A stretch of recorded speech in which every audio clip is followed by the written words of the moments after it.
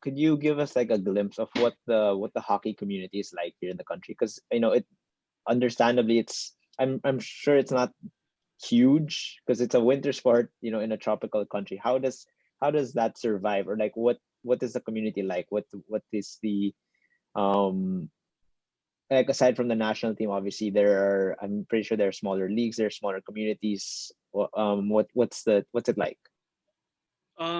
Yeah, so actually, I'd say about maybe half of the whole hockey because I think we're almost 200 total like Okay. skaters.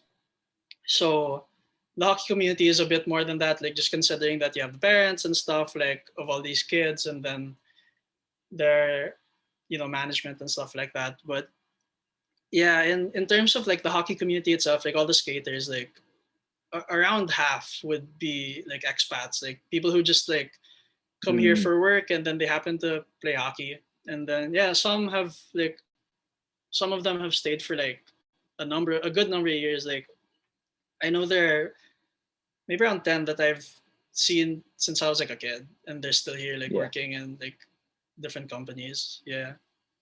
Um, but yeah, I mean, in terms of like the local community, like it's slowly growing. Uh, yeah, I think there were some missed opportunities there where the sport could have grown more, especially when we won like in Yeah. 2018, like after the Sea Games. I think there were opportunities that were definitely missed um, that could have been utilized, like for sure. But yeah, it is what it is. Yeah, Okay. So just to clarify, you guys have like these small, what is it? Like I remember I watched one of your games before. So is it like, do you guys yeah. have these small leagues, or is it like, what do you call those? Parang every Friday? What's the schedule like with you guys? Um, yeah, so we have like two leagues right now. We have the what's it? There's the PHL, the Philippine Hockey League, and then the Hmm. PMHL, so the Philippine like minor hockey league. But it's really just like for more of so that for like because for the national team, because you need for both men's and women's, you need to have a league for both in order to sort of qualify for Okay. the higher divisions. So what happens is, yeah, we have those two leagues, and then the men's and women's teams are both like their own club within that league, and then they just compete with a mix of different expats. Okay. Yeah, yeah. Okay. So there's like sort of like a fantasy draft of sorts in like each of those leagues between the other teams. Yeah, yeah. Okay. Yeah.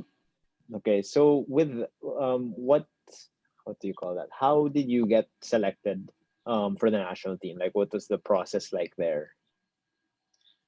Um, I think because at the time we really didn't have too many players. There was like a tryout period kasi Okay. back in 2017, like late 2017 or late 2016. Yeah, sorry, late 2016. There's a tryout period, and then yeah, I think it was just like a little bit over 30 people were there, and then the team is comprised of like around 20, 21 players. So Mm. it's not you don't have a lot of people to pick from. So yeah, I mean like um like that was pretty much it. Like you just go to the tryout, couple of practice drills, but nothing too serious just because we were starting out at the time and they kind of had a good idea Yeah. of who would make it and who wouldn't. Yeah, So just based off so of like the league before.